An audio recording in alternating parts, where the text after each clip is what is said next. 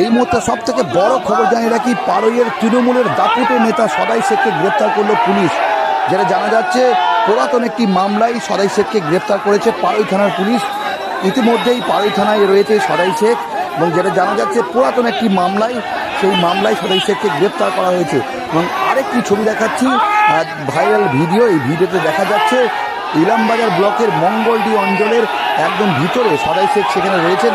সেই সময় গ্রামবাসীরা তারা কিন্তু রীতিমতো এই তৃণমূল নেতাকে পঞ্চায়েত থেকে বের করে দিলেন। এবং স্থানীয় যারা বিজেপি নেতা রয়েছে তারা যেটা অভিযোগ করছেন যে গ্রামবাসীরা সদাই শেখকে বের করে দিয়েছে, কারণ এলাকার বিভিন্ন দুর্নীতির সঙ্গে যুক্ত রয়েছে এই তৃণমূল নেতা, তাই সেখান থেকে পঞ্চায়েত থেকে বের করে দেওয়া হচ্ছে। এবং এই সদাই শেখের স্ত্রী এলাকার প্রশাসনিক পদে রয়েছেন, তিনি পঞ্চায়েতে থাকলে কোনো সমস্যা নেই, কিন্তু যেহেতু সদাই শেখ একজন তৃণমূল নেতা, তিনি পঞ্চায়েতে কি করছেন তার জন্যই গ্রামবাসীরা ক্ষুব্ধ। গ্রামবাসীরা এই সদাই শেখকে একদম পঞ্চায়েতের বাইরে বের করে দেয়। এবং আমরা দেখতে পাচ্ছি বিজেপি নেতা কর্মীরা তারা কিন্তু রাজ্যের মুখ্যমন্ত্রী শুভেন্দু অধিকারীর ছবি এবং দেশের প্রধানমন্ত্রী নরেন্দ্র মোদীর ছবি এবং পঞ্চায়েতে সেখানে কিন্তু রীতিমতো টাঙিয়ে দিচ্ছেন। এবং অন্যদিকে গ্রামবাসীরা, ক্ষুব্ধ গ্রামবাসীরা তারা কিন্তু এই তৃণমূল নেতা সদাই শেখকে পঞ্চায়েত থেকে বের করে দিচ্ছে এবং ধাক্কা দিয়ে বের করে দিচ্ছে গ্রামবাসীরা। সেই ছবি রীতিমতো সোশ্যাল সাইটে ভাইরাল হয়েছে এবং এই ঘটনাকে ঘিরে রীতিমতো এলাকায় চর্চা শুরু হয়েছে। এবং তারপরে যেটা খবর পাওয়া যাচ্ছে যে তৃণমূলের দাপুটে নেতা, পাড়ইয়ের তৃণমূলের দাপুটে নেতা সদাই শেখকে পাড়ই থানার পুলিশ গ্রেপ্তার করেছে। পুরাতন একটি মামলায় ইতিমধ্যেই পাড়ই থানার পুলিশ গ্রেপ্তার করে থানায় নিয়ে রেখেছে।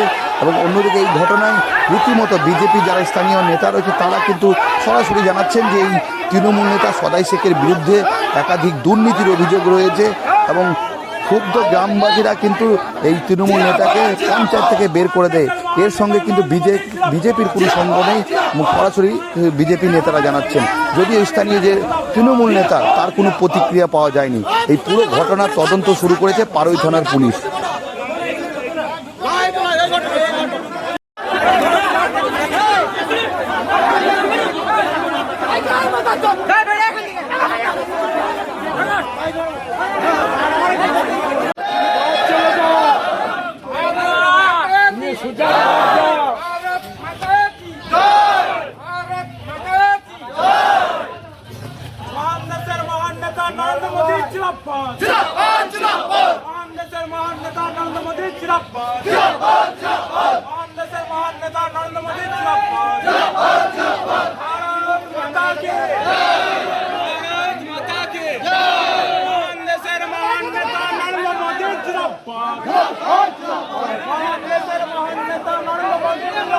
Zindabad!